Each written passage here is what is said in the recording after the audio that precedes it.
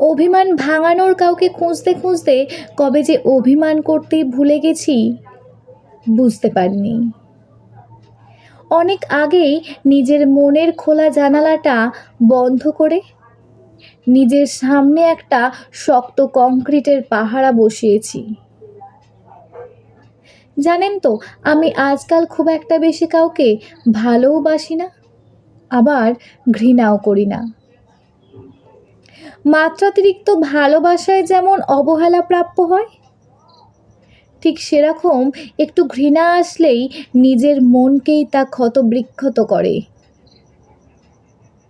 তাই আজকাল আমায় যে যতটুকু দেয়, আমি ঠিক তাকে ততটুকুই দিই। আর এই বিনিময় প্রথায় আনন্দ প্রাপ্তি না ঘটলেও আর কষ্টগুলো কিন্তু পাই না।